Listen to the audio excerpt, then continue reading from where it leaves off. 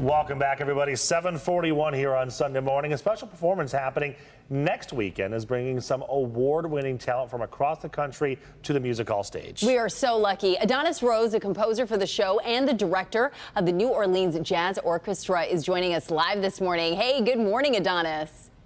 Good morning. How you doing? We are doing well. We want to hear all about this show. What can we expect? Well, you can expect a spectacular performance. We're going to have, of course, members of the New Orleans Jazz Orchestra joining the Cleo Parker Robinson Dance Company, which is a spectacular company based in Denver, Colorado. So we're looking to give a great performance at the Music Hall on November 5th at 3 p.m. So, Adonis, we're looking over some of the notes here and recognizing that this is not a concert, right? It is a collaboration between you, who obviously composed it, and the dance company. What can everyone going expect to see? Well, the story is really compelling. It's about spreading awareness to hate crimes against sacred spaces. And it's about 3 church burnings that happened in Opelousas, Louisiana in 2019. So really, the performance is about that piece and based on that narrative, where we give a musical and dance rendition of what that story was all about and how those congregations were able to overcome a tragedy. You know, Detroit played a central role in the civil rights movement, as did churches that were built here, even going back to when enslaved people were making their way to Canada. What does it mean for you to bring this performance, Sacred Spaces, here to Detroit? It means a lot. I really love the city of Detroit. I love performing there. And Detroit is a great music city also. And it really supports the arts. I've had an opportunity to come there and do the festival and a lot of other things. So it means a lot to be able to come there and bring this great work to the people of the city of Detroit. So we're looking forward to it. Adonis, as a composer, what's it like for you to try to write music against a backdrop and a story so intense like this?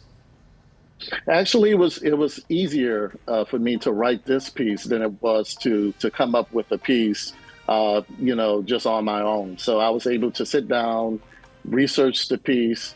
We had conversations. We went to visit Opelousas, Louisiana, and we spoke with the members of the congregations and got the story firsthand. So I was able to sit down and storyboard each section of the piece. And once I was able to do that, I was able to creatively come up with pieces that describe those stories.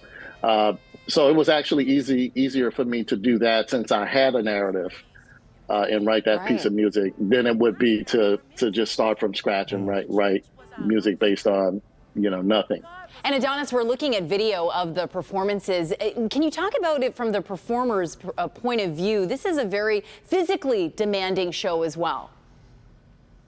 It is very physically demanding. When we premiered the show last year in Denver, I was able to go to the dance rehearsals, which blew my mind. I mean, the dancers put in a tremendous amount of work. They danced pretty much all day. We did a week of rehearsals, and the dancers, I want to say they did warm-ups in the morning. They did 2 rehearsals in the evenings. And then we performed the show. I have to say, I don't think I've ever seen athletes quite like dancers. Yes. Just incredible prowess there. Yeah, it is. All right, Adonis, thank you so much for joining us here on the Sunday Morning Show. Now, remember, the actual performance is happening next Sunday at the Music Hall here in downtown Detroit.